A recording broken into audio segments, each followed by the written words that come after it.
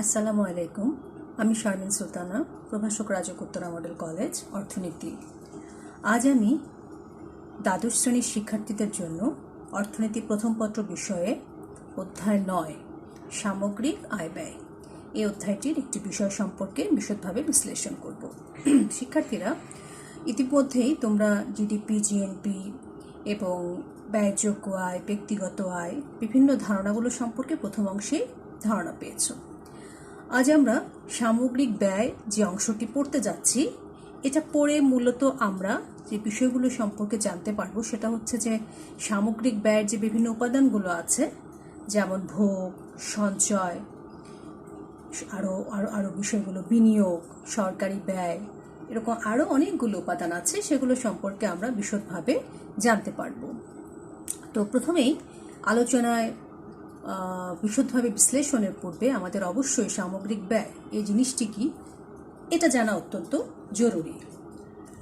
লক্ষ্য করো শিক্ষার্থীরা, সামগ্রিক ব্যয় বা এগ্রিগেট এক্সপেন্ডিচার সেটা বলতে আমরা সাধারণভাবে যদি বলি যে কোনো অর্থনীতিতে চূড়ান্ত পণ্য এবং সেবার যে বর্তমান মূল্য, চূড়ান্ত পণ্য ও সেবার যে বর্তমান মূল্য, সেটাকেই আমরা সামগ্রিক ব্যয় বলে থাকি।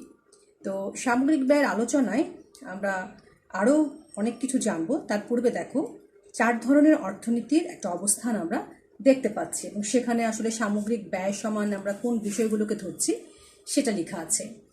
4 ধরনের অর্থনীতির মধ্যে প্রথমটি হচ্ছে আবদ্ধ অর্থনীতি বা ক্লোজড ইকোনমি, যেখানে আমরা এগ্রিগেট ডিমান্ড বা সামগ্রিক চাহিদা সমান যে সামগ্রিক ব্যয়, ভারসাম্যের যে ব্যাপারটা, সেখানে C+I+G অর্থাৎ ভোগ ব্যয়, বিনিয়োগ ব্যয় এবং সরকারি ব্যয় এই বিষয়টি উল্লেখিত আছে। দ্বিতীয়টি হচ্ছে দ্বিখাত বিশিষ্ট অর্থনীতি বা 2 সেক্টর ইকোনমি।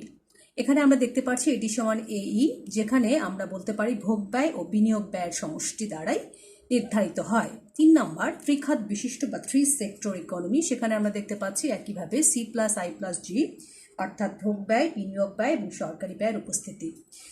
সর্বশেষ যেটা মুক্ত অর্থনীতি বা ওপেন ইকোনমি যেটাকে আমরা বলে থাকি, সেখানে যদি আমরা লক্ষ্য করি একটু পরিবর্তন লক্ষ্য করা যাচ্ছে, যেখানে সামগ্রিক ব্যয় সমান বলা হচ্ছে যে C+I+G+XN নেট এক্সপোর্ট নিট রপ্তানি আয়, যেখানে X সমান রপ্তানি আয়, M সমান আমদানি ব্যয় নির্দেশ করে। ঠিক আছে, তাহলে সামগ্রিক ব্যয় আসলে একটা দেশের বা কোনো অর্থনীতিতে অর্থনৈতিক কার্যাবলী যে সম্পন্ন হয় তার সমষ্টি নির্ণয়ের কিন্তু একটা পদ্ধতি, যাকে আমরা মোট দেশজ উৎপাদনও বলতে পারি। অর্থাৎ এটা সামগ্রিক ব্যয় যে আমরা নির্ণয় করছি, সেটার ক্ষেত্রে যে পদ্ধতি অবলম্বন করছি সেটা কিন্তু মোট দেশজ উৎপাদনকে নির্দেশ করে। তো এবার আমরা চলে যাব যে সামগ্রিক ব্যয়ের যে উপাদানগুলোর কথা আমরা বলেছিলাম সে বিষয়ের ক্ষেত্রে, এবং সেখানে ক্লাসিক্যাল এবং কেইনেজীয় দুটো ধারণার কথাও আমরা উল্লেখ করব। চলো শিক্ষার্থীরা, আমরা পরের অংশে আমরা লক্ষ্য করি যে সামগ্রিক ব্যয়ের উপাদানগুলো কি কি। তাহলে শিক্ষার্থীরা দেখো, আমরা বিভিন্ন অর্থনীতিবিদ সামগ্রিক ব্যয়ের ক্ষেত্রে বিভিন্ন উপাদানকে বিবেচনা করলো। ক্লাসিক্যাল আর কেইনেজীয় যে কথাটা আমি বললাম, তারা 3টি বিষয়কে সামগ্রিক ব্যয়ের উপাদান হিসেবে বিবেচনা করেছে। এর প্রথমটি হচ্ছে ভোগ ব্যয়, কনজাম্পশন এক্সপেন্ডিচার, দ্বিতীয়টি হচ্ছে বিনিয়োগ ব্যয়, ইনভেস্টমেন্ট এক্সপেন্ডিচার, এবং তৃতীয়টি হচ্ছে সরকারি ব্যয়, গভর্নমেন্ট এক্সপেন্ডিচার। এবার তাহলে আমরা লক্ষ্য করি এই বিষয়গুলো একে একে আমরা যাব। প্রথমে যাব আমরা ভোগ ব্যয় বা কনজাম্পশন এক্সপেন্ডিচারের ক্ষেত্রে। ভোগ ভোগ বিষয়টা কি? এক্ষেত্রে আমরা যদি বলতে পারি যে ব্যবহারের মাধ্যমে কোনো দ্রব্যের উপযোগ নিঃশেষ করাকেই আমরা ভোগ বলি। যেমন আমরা প্রত্যেকটা জিনিসই আসলে পৃথিবীতে উপযোগ আছে, হ্যাঁ, ব্যবহারের মাধ্যমে উপযোগ নিঃশেষ। যেমন আমি একটা কলম ব্যবহার করছি, লিখতে লিখতে লিখতে লিখতে কালিটা শেষ হয়ে গেল, অর্থাৎ আমার এখানে আর লেখার মতো আর কোনো কালি অবশিষ্ট রইল না। এটা হচ্ছে ব্যবহারের মাধ্যমে উপযোগ নিঃশেষ করা, তো এটা হচ্ছে ভোগ। তাহলে ভোগ ব্যয় বলতে আমরা কি বুঝি? এগ্রিগেট এক্সপেন্ডিচার বা সামগ্রিক ব্যয়ের ক্ষেত্রে ভোগ ব্যয় বলতে বোঝায় কোন নির্দিষ্ট সময়ে বেসরকারি বা গৃহস্থ ভোগ, এবং এই ভোগটা 2 ধরনের হয়। এই ভোগটা 2 ধরনের হয়।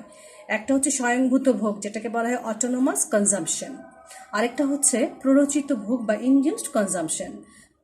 স্বয়ংভূত ভোগটা আসলে যেটা, সেটা হচ্ছে যে মানুষের ইনকাম হোক বা না হোক, মানুষ কিন্তু একটা নির্দিষ্ট পরিমাণ ভোগ সব সময় করে তার জীবন ধারণের জন্য, তার চলার জন্য। স্বয়ংভূত ভোগ কিন্তু তাকে করতেই হয়। মিনিমাম অ্যামাউন্ট অফ ভোগ যেটাকে বলা হচ্ছে সেটা হচ্ছে স্বয়ংভূত ভোগ, এবং এটি আয়ের দ্বারা প্রভাবিত নয়। আর শূন্য আয়েও কিন্তু স্বয়ংভূত ভোগ বিদ্যমান থাকে। আর 2 নম্বর আমরা বলছি প্ররোচিত ভোগ বা ইনডিউস কনজাম্পশন। এটা কিন্তু সরাসরি ভোগের সাথে সম্পর্কিত, এবং এটা অবশ্যই আয় দ্বারা প্রভাবিত হয়, এবং এই ক্ষেত্রে ইনকাম বাড়া কমার সাথে এটারও বাড়া কমার একটা ব্যাপার থেকে যায়। এরপরে আমরা যেটা দেখব সেটা হচ্ছে যে ভোগ অপেক্ষক। হ্যাঁ, ভোগ অপেক্ষকটা কি এবং ভোগ অপেক্ষক কয় প্রকার, ভোগ অপেক্ষক যে স্বল্পকালীন ও দীর্ঘকালীন আছে সেটা কেমন হয়, সেটা রেখাচিত্রটা কেমন হয়, চলো শিক্ষার্থীরা আমরা এবার সেই বিষয়টি লক্ষ্য করি। এবার তাহলে লক্ষ্য করো, ভোগ অপেক্ষকের কথা বলছিলাম আমরা, আয়ের সাথে ভোগ ব্যয়ের যে সম্পর্ক আমরা জানি কি, C is the function of Y. ভোগ হচ্ছে আয়ের উপর নির্ভরশীল। ইনকাম যদি বাড়ে তাহলে ভোগ বাড়ে, ইনকাম যদি কমে তাহলে ভোগ কমে। তাহলে ওয়াইয়ের ওপরে সিটা নির্ভরশীল। তাহলে আয় এবং ভোগ ব্যয়ের মধ্যে যে ক্রিয়াগত সম্পর্কটা, যে গাণিতিক সম্পর্কটা, এই সম্পর্কটাকে আমরা বলছি কনজাম্পশন ফাংশন বা ভোগ অপেক্ষক। এই ভোগ অপেক্ষক আবার 2 রকম, একটা হচ্ছে স্বল্পকালীন ভোগ অপেক্ষক, অপরটি হচ্ছে দীর্ঘকালীন ভোগ অপেক্ষক। স্বল্পকালীন ভোগ অপেক্ষকের ক্ষেত্রে খেয়াল করো, আমি একটা সমীকরণ দেখাচ্ছি তোমাদের, C is equal to C A plus MPC, যেখানে এমপিসি হচ্ছে ফাংশন অফ ওয়াই। আমরা এখন এই সিএ কথাটার মানে কি, সিএ কথাটার মানে হচ্ছে অটোনমাস কনজাম্পশন বা ওই যে বলেছিলাম স্বয়ংভূত ভোগ, যেটা স্বল্পকালে বিদ্যমান থাকে। আর এমপিসি মানে হলো প্রান্তিক ভোগ প্রবণতা। এটা কি জিনিস, মানে এটাকে যদি আমরা সংজ্ঞায়িত করি, ব্যক্তির এক একক ইনকাম বৃদ্ধির ফলে ভোগের পরিমাণে যে পরিবর্তন ঘটে, অর্থাৎ বাড়তি আয়ে ব্যক্তি যে বাড়তি ভোগ করে থাকে, সেটাই হচ্ছে এমপিসি বা মার্জিনাল প্রপেনসিটি টু কনজিউম, প্রান্তিক ভোগ প্রবণতা। তো সেটাকে আমরা অটোনমাস কনজাম্পশনটাকে আমরা আরেকটু সিম্পলিফাই করলে এ, সি এটাকে আমরা এ লিখছি প্লাস বি ওয়াই, ঠিক আছে। বিটা হচ্ছে এমপিসি সিম্বলিক অর্থে। আর দীর্ঘকালীন ভোগ অপেক্ষকের ক্ষেত্রে যদি শিক্ষার্থীরা একটু খেয়াল করো, C is equal to MPC is a function of Y, অর্থাৎ দীর্ঘকালে কিন্তু অটোনমাস বা স্বয়ংভূত ভোগ বলে কোনো কিছু থাকে না। তখন কিন্তু সি সমান আর এ প্লাস বিওয়াই হচ্ছে না, শুধুমাত্র বিওয়াই বা প্রান্তিক ভোগ প্রবণতা, যেটা অর্থাৎ দীর্ঘকালে গিয়ে সরাসরি এটা ইনকামের সাথে বা আয়ের সাথে সম্পর্কিত হয়ে যায়। আচ্ছা, আরেকটা বিষয় এখানে লক্ষণীয়, সেটা হচ্ছে এমপিসি যে কথাটা আমরা বারবার বলছি, প্রান্তিক ভোগ প্রবণতা, অর্থাৎ মানুষের ইনকাম বাড়লে যে ভোগ প্রবণতাটা বাড়ে, কি হারে বাড়ে সেই বিষয়টা, সেটার মানটা 0 থেকে 1-এর মধ্যে। তবে এক্ষেত্রে লক্ষণীয়, যখন প্রান্তিক ভোগ প্রবণতা যদি কোনো কারণে শূন্য হয়, এটা দ্বারা যেটা বোঝায় সেটা হচ্ছে মানুষ যেটা ইনকাম করে তার কিছুই ভোগ করে না। তবে এটা খুবই কি অবাস্তবিক, মানুষ যে আয় করে তার কিছুই ভোগ করে না, এমনটা তো আসলে হয় না। আবার যদি লক্ষ্য করো, দ্বিতীয় ইয়েতে লিখেছি আমি, এমপিসি সমান যদি এই যে 1 হয়, এমপিসি সমান যদি 1 হয়, তাহলে মানুষ তার আয়ের সবটুকুই ভোগ করে। তাহলে সেক্ষেত্রে কিন্তু সঞ্চয় সমান আবার 0 হয়ে যাচ্ছে। আসলে বিষয়টা যেমন দাঁড়াচ্ছে যে অনেক ক্ষেত্রে হয়তো বাস্তবে গ্রহণযোগ্য নাও হতে পারে, তবে দ্বিতীয় বিষয়টির ক্ষেত্রে এমপিসি সমান 1 হতে পারে এমন মানুষের ক্ষেত্র হতে পারে যে পুরোটাই সে ভোগ করছে বা ভবিষ্যতের জন্য হয়তো সে সঞ্চয় করতে পারছে না, সেটা লেভেল অফ ইনকামের উপরে অনেকাংশে নির্ভর করে। তবে দুটো ধারণাই আসলে খুব একটা যৌক্তিকতা সম্পন্ন নয়। একটা একটা গবেষণায় দেখা গেছে যে উন্নত দেশে এই যে মার্জিনাল প্রপেনসিটি টু কনজিউম বলছি আমরা, যেটার মান 0 থেকে 1-এর মধ্যে বলছি, এটা উন্নত দেশে 0.2-এর কাছাকাছি থাকে। আর দরিদ্র বা উন্নয়নশীল দেশগুলোর ক্ষেত্রে যেটা হয় সেটার মানটা 0.9-এর কাছাকাছি। এটা একটা গবেষণায় পাওয়া গেছে। এখন শিক্ষার্থীরা তোমরা যদি আরেকটু লক্ষ্য করো, এখানে আমরা ভোগ অপেক্ষক আলোচনার সাথে সাথে পূর্বে আমরা যে স্বয়ংভূত ভোগ আর প্ররোচিত ভোগের কথা বলেছিলাম, সেখানে আমরা দুটো চিত্র উপস্থাপন করেছি, যেখানে বিষয়টি দেখানো হচ্ছে কি যে এই যে আয়ের সাথে স্বয়ংভূত ভোগের যে কোনো সম্পর্ক থাকে না, আর যার কারণে রেখাটা অটোনমাস কনজাম্পশনের যে রেখাটা, সেটা কিন্তু ভূমি অক্ষের সমান্তরাল দেখাচ্ছে, তাই না? ভূমি অক্ষের সমান্তরাল দেখাচ্ছে, অর্থাৎ আমরা যদি এখানে অনেকগুলো লেভেল অফ ইনকাম চিন্তা করি, তাহলে দেখবা যেই ইনকামই হোক না কেন, সেই ইনকামে আমার কিন্তু নির্দিষ্ট পরিমাণ ভোগ কিন্তু আমাকে, মানে এটা কিন্তু ভোগের দ্বারা প্রভাবিত হচ্ছে না। মিনিমাম লেভেল অফ কনজাম্পশন বা ভোগ যেটা, সেটা ন্যূনতম ভোগ যেটা, সেটা কিন্তু আমার ইনকাম যাই হোক না কেন সেটা একটা নির্দিষ্ট পরিমাণ মানুষ করে থাকে। ফলে কি স্বয়ংভূত ভোগটা কিন্তু আমি দেখতে পাচ্ছি রেখাটা ভূমি অক্ষের সমান্তরাল। অপরদিকে তুমি যদি চিন্তা করো প্ররোচিত ভোগের যে চিত্রটা এঁকেছি, যেখানে আমরা দেখতে পাচ্ছি 45 ডিগ্রি লাইনের একটা অবস্থান দেখা যাচ্ছে। হ্যাঁ, 45 ডিগ্রি লাইনটা দিয়ে কি বোঝায়? এই রেখার প্রত্যেকটা বিন্দুতে আয় এবং ব্যয় পরস্পর সমান। তো এই রেখাটার ক্ষেত্রে খেয়াল করো, প্ররোচিত ভোগ রেখাটা কিন্তু 0 থেকে হয়েছে। খেয়াল করো, 0 থেকে হয়েছে, কারণ শূন্য আয় কিন্তু প্ররোচিত ভোগের ক্ষেত্রে যেহেতু আয় দ্বারা সরাসরি প্রভাবিত, প্ররোচিত ভোগের ক্ষেত্রে শূন্য আয় ভোগ, শূন্য ভোগ হবে। ঠিক আছে? তো সেই ক্ষেত্রে ভোগ ভবিষ্যতে মানে দীর্ঘকালে গিয়ে যেহেতু আমরা বারবারই বলছি যে অটোনমাস কনজাম্পশনটা কি থাকে না, তাহলে সেই ক্ষেত্রে প্ররোচিত ভোগ যখন আমরা দীর্ঘকালীন অপেক্ষকে চিন্তা করব, ডেফিনেটলি এই রেখাটা কিন্তু আয়ের সাথে সম্পর্কিত হয়ে যায়। এমনি 0 থেকে উত্থিত হয়ে ঊর্ধ্বগামী একটি রেখা যা 45 ডিগ্রি লাইনের নিচে অবস্থান করছে, সি ড্যাশ দিয়ে আমি এটা দেখাচ্ছি। তাহলে এখান থেকে শিক্ষার্থীরা আমরা দুটো জিনিসের ধারণা পেলাম। একটা হচ্ছে ভোগ কি, ভোগ সম্পর্কে জানলাম, আর একটা হচ্ছে যে ভোগ অপেক্ষকটা কি সেটাও জানলাম। পাশাপাশি আমরা এটাও জানলাম যে ভোগ 2 রকমের হয়, প্ররোচিত এবং স্বয়ংভূত ভোগ, এবং এখানে দুটো রেখাচিত্র আমরা দেখিয়েছি। পাশাপাশি এটাও দেখেছি আমরা যে ভোগ অপেক্ষকও 2 রকম হয়, এবং সেক্ষেত্রে স্বয়ংভূত ভোগ আর প্ররোচিত ভোগের অবস্থানের বিকৃতিতে স্বল্পকালীন আর দীর্ঘকালীন ভোগের যে আমরা সমীকরণটা দেখছি, সেখানে স্বল্পকালে স্বয়ংভূত ভোগ থাকলেও দীর্ঘকালে স্বয়ংভূত ভোগ থাকে না। আচ্ছা শিক্ষার্থীরা, এবার আমরা ভোগ রেখা কিভাবে অঙ্কন করা যায় সে আলোচনায় যাব। একটি কাল্পনিক সূচি থেকে, একটা ভোগ সমীকরণ থেকে আমরা একটা কাল্পনিক সূচি বানাবো, এবং সেই সূচি থেকে আমরা একটা ভোগ রেখা অঙ্কন করব। চলো তাহলে আমরা পরের স্টেপে যাই। এবার শিক্ষার্থীরা লক্ষ্য করো, আমরা ভোগ রেখা অঙ্কনের কথা বলেছিলাম, তাই না? তো আমি একটা সমীকরণ দেখো দেওয়া আছে, 50 c = 50 c = 50 + 0.8y। ঠিক আছে? এই ভোগ সমীকরণটাকে আমরা আমাদের উদ্দীপক মনে করো। এখান থেকে বলা হলো যে একটা কাল্পনিক সূচি তৈরি করে সেখান থেকে একটা ভোগ রেখা অঙ্কন করো। ঠিক আছে? তো আমরা এটাকে কি করব, আমরা আগে থেকেই জানি কিভাবে রেখাচিত্র অঙ্কন করতে হয়। আমরা এখানে ইনকাম বা আয়ের বিভিন্ন মান গ্রহণ করে সেটার ভিত্তিতে আমরা কিন্তু এই সূচিটাকে সাজাতে পারি। যেমন আমরা প্রথমে বলেছি যে y = 0 হলে c সমান কত হবে। y = 0 কিন্তু ধরেছি এই জন্যই যে আমরা জানি যে শূন্য আয়ে স্বয়ংভূত ভোগ থাকে। ঠিক আছে? ভোগ রেখার ক্ষেত্রে কিন্তু অবশ্যই অটোনমাস কনজাম্পশন রেখাটার একটা উপস্থিতি কিন্তু থাকছে। তো y = 0 হলে c সমান, দেখো সমীকরণ অনুযায়ী 50 + 0.8, y = 0 ধরেছি, সমান আমরা 50 পাচ্ছি, এবং সেটা থেকে আমরা যদি আবার 100 করি ওয়াইকে, তাহলে আমরা পাচ্ছি 130, ভেঙে লিখেছি দেখো। এবং এরপরে বলেছি y = 200 হলে c সমান হচ্ছে, আমরা যদি এটাকে মাল্টিপ্লাই করি 160 পাচ্ছি, তার সাথে 50 যোগ করলে 210। ঠিক আছে? এটা একটা ভোগ সমীকরণ থেকে আমরা একটা y এর মানের পরিপ্রেক্ষিতে c এর কিছু মান পেলাম। এবার এটাকে ভোগ সূচিতে উপস্থাপন করলাম, যেমন y = 0, 100, 200, তিনটা মান আমরা ধরেছি, আর c সমান পেয়েছি তার ভিত্তিতে তিনটি মান 50, 130 এবং 210। এবার যদি আমরা একটু লক্ষ্য করো, রেখাচিত্রের দিকে যাই, তাহলে দেখো লম্ব অক্ষে ভোগ বা ভোগ ব্যয় যেটাই বলি না কেন, ভূমি অক্ষে আয় নির্দেশ করছে। প্রদত্ত ভোগ সমীকরণ থেকে আমরা যে সূচিটি অঙ্কন তৈরি করলাম, সেই সূচির ভিত্তিতে যদি আমরা লক্ষ্য করি, তাহলে দেখব যে এই যে 50 খেয়াল করো, y = যখন 0, তার মানে কি এই 50টা কিন্তু স্বয়ংভূত ভোগ। এখান থেকেই কিন্তু আমার ভোগ রেখাটা উত্থিত হয়েছে, এবং সেই হিসেবে আমরা ইনকাম লেভেল যখন 100 হয়, তখন ভোগের এটা হয় হচ্ছে 130। এই টাকা 100 থেকে আমরা যদি গণনা করে দেখি 130 এখানে। এরপরে যদি তুমি 200 ধরো, 200 ধরলে তোমার ভোগ দাঁড়াচ্ছে 210। ঠিক আছে? তো আয় ও ভোগের সম্পর্ক নির্দেশক যে বিন্দুগুলো, আমরা এখানে বিন্দুর নামও দিতে পারি ABC, বিন্দুগুলোকে যোগ করলে আমরা যে রেখাচিত্র পাই তা কি মূল বিন্দু থেকে একটু উপরে থেকে উত্থিত হয়েছে। অতএব এটি একটি স্বল্পকালীন বা যেটাই বলো, এটি একটি ভোগ রেখা। আমরা একটি সমীকরণ থেকে কাল্পনিক সূচি তৈরি করেছি, ভোগ সূচি, তার ভিত্তিতে একটি ভোগ রেখা অঙ্কন করলাম। এখান থেকে একটা বিষয় তো ক্লিয়ার যে ভোগের পরিমাণ বৃদ্ধির বিষয়টা ওয়াইয়ের ওপর পুরোপুরি নির্ভরশীল। ইনকাম বাড়লে ভোগ ব্যয়টা আমার বাড়ছে। তবে অবশ্যই এখানে খেয়াল রাখতে হবে, যে হারে ইনকাম বাড়ে মানুষ কিন্তু ঠিক সেই হারে সমান হারে ভোগ ব্যয় বাড়ায় না, এই বিষয়টি আমাদের মাথায় রাখতে হবে। আচ্ছা এবার শিক্ষার্থীরা, আমরা আরেকটা জিনিস এখানে আমরা স্কিপ করে গেছি, সেটা একটু বলতে চাই। সেটা হচ্ছে যে স্বল্পকালীন না দীর্ঘকালীন যে ভোগ অপেক্ষকের কথা বলেছিলাম না আমরা, তো সেই ক্ষেত্রে আমার ভোগ রেখাটা কেমন হবে। যদিও আমি এই ছবি থেকে তুমি ক্লিয়ারলি বুঝে গেছো, তারপর আমরা একটু আলাদাভাবে দেখাই। শিক্ষার্থীরা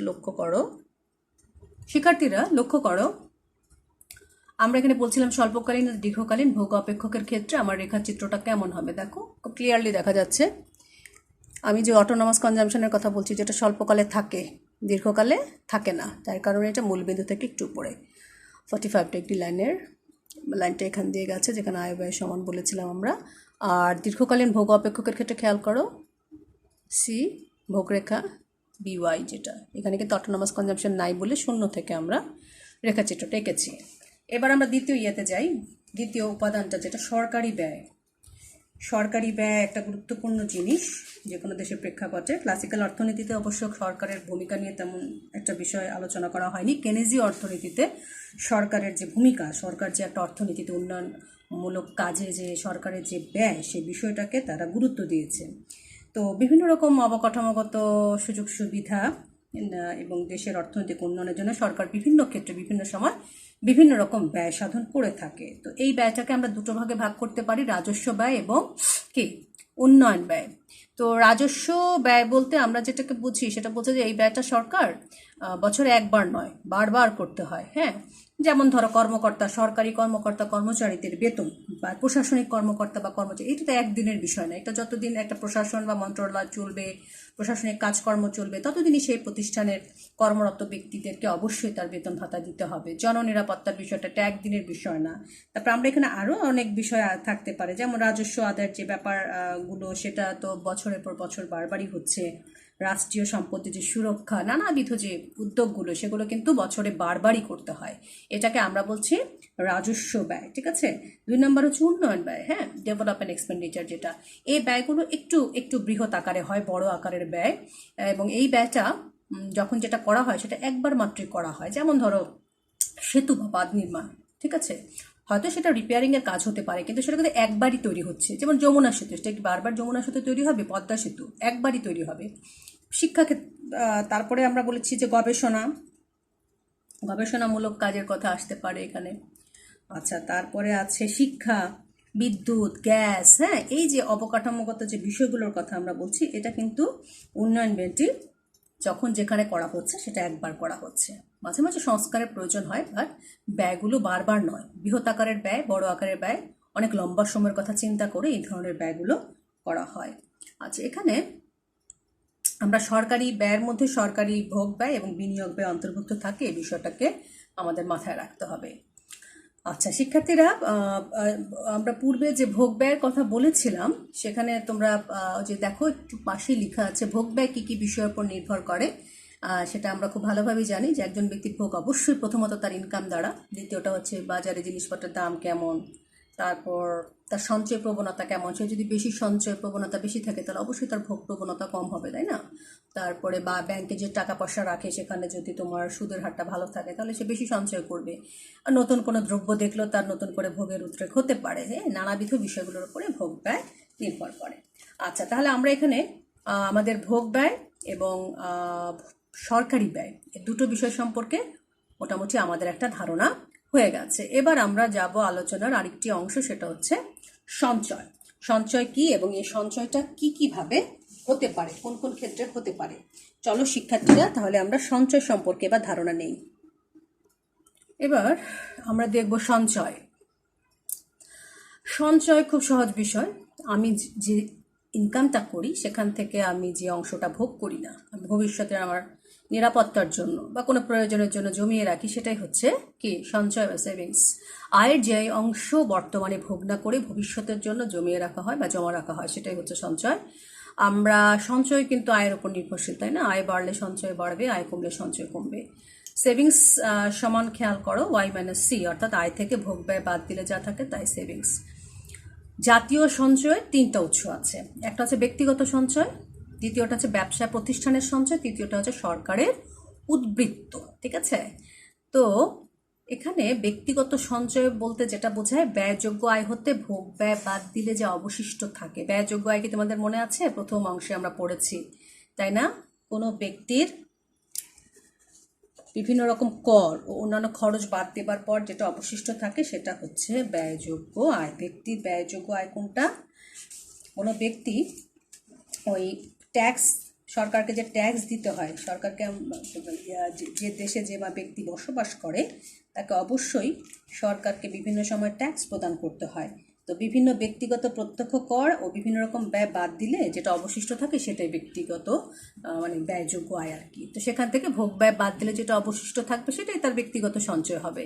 তবে এই সঞ্চয় প্রবণতাটা কি কি বিষয়ের উপর নির্ভর করছে? একটা হচ্ছে দূরদৃষ্টি, যিনি ভবিষ্যৎ সম্পর্কে খুব সচেতন, ভবিষ্যৎ সম্পর্কে ভাবেন। যিনি উদাসীন, মনে করেন যে আজকে আছি কালকে নাই, ভোগ সঞ্চয় করে লাভ কি, হ্যাঁ সব শেষ আজকেই করি, তাদের মধ্যে কিন্তু ভোগের প্রবণতাটা সঞ্চয় প্রবণতাটা কম হবে। হ্যাঁ, তারা বর্তমানকে বেশি প্রাধান্য দিচ্ছে। আমরা বলবো বর্তমানকে তো অবশ্যই প্রাধান্য দেব, কিন্তু ভবিষ্যতের জন্য আমাদের সুরক্ষা রাখতে হবে। তারপরে কর ও সুদের হার, যেটা একটুকে বললাম যে কোনো ব্যক্তি যদি ব্যাংকে টাকা রাখে আর সেক্ষেত্রে সেই প্রদত্ত আমানত, যেটাকে আমরা বলবো ডিপোজিট, সেখানে যদি তাকে সুদ বেশি দেওয়া হয় তাহলে সে বেশি বেশি সঞ্চয় করতে আকৃষ্ট হবে।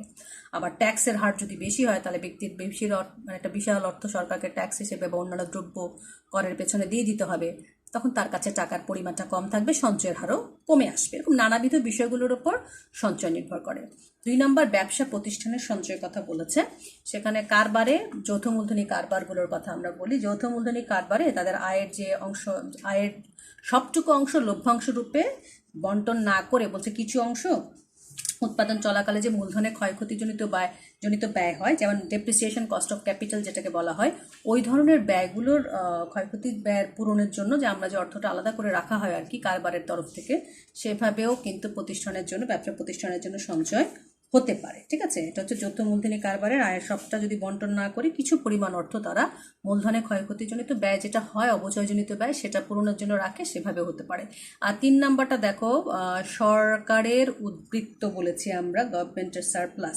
এটা কখন হতে পারে? কখনো কখনো কি হয় যে দেশে যদি মুদ্রাস্ফীতি অর্থাৎ দ্রব্যমূল্যের ঊর্ধ্বগতি লক্ষ্য করা যায়, সরকার কি করে তখন তারা আয় অপেক্ষা ব্যয় কম করবে এমন একটা নীতি অনুসরণ করে, যেটাকে আমরা বলতে পারি কি উদ্বৃত্ত বাজেট নীতি। এই ধরনের ক্ষেত্রে সরকারের সঞ্চয় হতে পারে এই ধরনের উদ্যোগ থেকে।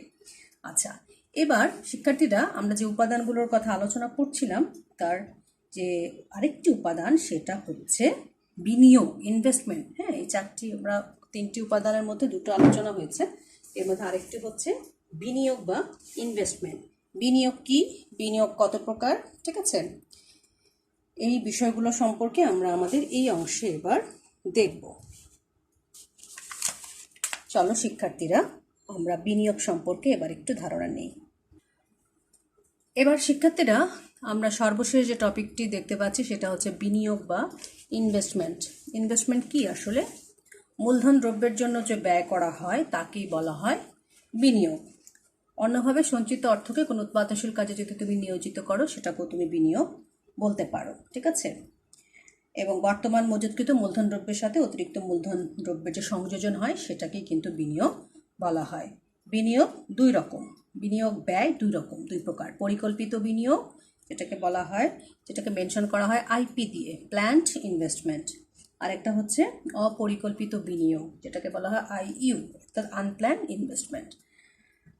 আয়ের পরিপ্রেক্ষিতে, আয়ের নির্ভরশীলতার পরিপ্রেক্ষিতে বিনিয়োগ কিন্তু আবার 2 রকম, সেটা হচ্ছে স্বয়ংভূত বিনিয়োগ এবং প্ররোচিত বিনিয়োগ। ঠিক আছে, স্বয়ংভূত বিনিয়োগটা আমরা জানি, আমরা কিন্তু স্বয়ংভূত ভোগ পড়ে আসছি, সুতরাং এক্ষেত্রে স্বয়ংভূত বিনিয়োগটা কিন্তু তাই যে বিনিয়োগটা আয় দ্বারা প্রভাবিত নয়। ঠিক আছে, এখানে আমরা ছবিতে দেখতে পাচ্ছি যে ইনকাম লেভেল Y1 এবং Y2 দেওয়া অবস্থায় আমাদের বিনিয়োগ রেখাটা কিন্তু ভূমি অক্ষের সমান্তরাল। ঠিক আছে, এটাকে বলছি আমরা আয় হোক বা না হোক একটা নির্দিষ্ট পরিমাণ বিনিয়োগ কিন্তু বিদ্যমান থাকে একটা দেশে, একেবারে শূন্য থাকে সেটা বলা যায় না। আর প্ররোচিত বিনিয়োগটা অবশ্যই আয়ের উপর নির্ভরশীল, আয় দ্বারা প্রভাবিত, এবং সেক্ষেত্রে আমরা যদি চিন্তা করি যে আয় বৃদ্ধির পরিপ্রেক্ষিতে আমরা যদি একটু খেয়াল করি ইনকাম বাড়ার সাথে সাথে আমার যে লেভেল অফ ইনভেস্টমেন্টটা যেটা আর কি বলবো সেটা কিন্তু অবশ্যই বৃদ্ধি পেয়েছে। প্ররোচিত বিনিয়োগটা কিন্তু Y1 এবং Y2 স্তরে, Y1 থেকে Y2 স্তরে বিনিয়োগের পরিমাণ বেশি, ফলে রেখাটা কিন্তু একটি ঊর্ধ্বগামী রেখা আমরা দেখতে পাচ্ছি, এবং রেখাটা 0 থেকে অঙ্কিত হয়েছে, কারণ শূন্য আয়ে প্ররোচিত বিনিয়োগ থাকে না। ঠিক আছে, তাহলে শিক্ষার্থীরা আজকের আলোচনায় আমরা যেই বিষয়গুলো নিয়ে আলোচনা করলাম তার সামারিটা আমরা একটু বলি। আমরা সামগ্রিক ব্যয় নিয়ে শুরু করেছিলাম এবং সেখানে আমরা সামগ্রিক ব্যয়ের সংজ্ঞা শিখেছি, অর্থনীতি 4 রকমের ইকোনমি দেখা যায়, সে মুক্ত বাজার থেকে শুরু করে আবদ্ধ 2 খাত এবং 3 খাত বিশিষ্ট যে অর্থনীতি, সেটার কথা আমরা বলেছি। সেখানে এগ্রিগেট এক্সপেন্ডিচার বা সামগ্রিক ব্যয় সমান কী, সেই বিষয়গুলো জেনেছি। এরপর আমরা সামগ্রিক ব্যয়ের যে বিভিন্ন উপাদানের কথা, ক্লাসিক্যাল এবং কেনিজীয় ধারণার বা অর্থনীতিবিদদের আলোচনা থেকে আমরা যে 3টি বিষয় নিয়ে আলোচনা করেছি, তার মধ্যে একটি উল্লেখযোগ্য হচ্ছে ভোগ নিয়ে আলোচনা করেছি আমরা। ভোগ ব্যয় কী, ভোগ অপেক্ষক কী, ভোগ প্রান্তিক ভোগ প্রবণতা কী, এরপর স্বল্পকালীন দীর্ঘকালীন ভোগ অপেক্ষক, অপেক্ষকের সংজ্ঞার সাথে আমরা এটার শ্রেণীবিভাগ পড়েছি। এবং ভোগ যে 2 রকম, স্বয়ংভূত প্ররোচিত ভোগ, সেটা বিষয় জেনেছি। এবং স্বয়ংভূত প্ররোচিত ভোগরেখার আকৃতি দেখতে কেমন, সেটা করেছি। এরপর আমরা করেছি যে একটা ভোগ সমীকরণ থেকে কাল্পনিক ভোগসূচি তৈরি করে সেখান থেকে একটা ভোগরেখাও আমরা অঙ্কন করেছি।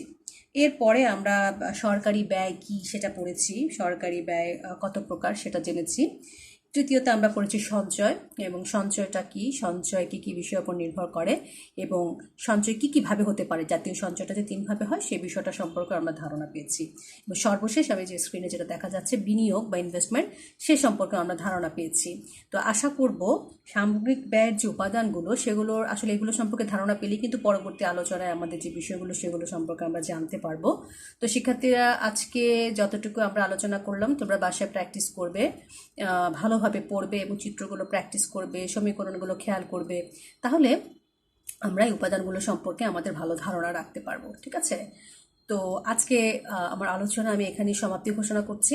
পরবর্তীতে আমরা আমাদের আলোচনার আরেকটি অংশ এই অধ্যায় বাকি আছে, সেটা হচ্ছে সঞ্চয় ও বিনিয়োগ, এবং সঞ্চয় বিনিয়োগ সমতার মাধ্যমে ভারসাম্য জাতীয় আয় ও আবদ্ধ অর্থনীতি কীভাবে ভারসাম্য হয়, এই বিষয়টি আমি আমার পরবর্তী লেকচারে প্রদান করব। তো সে পর্যন্ত সবাই সুস্থ থাকো, ভালো থাকো। আল্লাহ হাফেজ।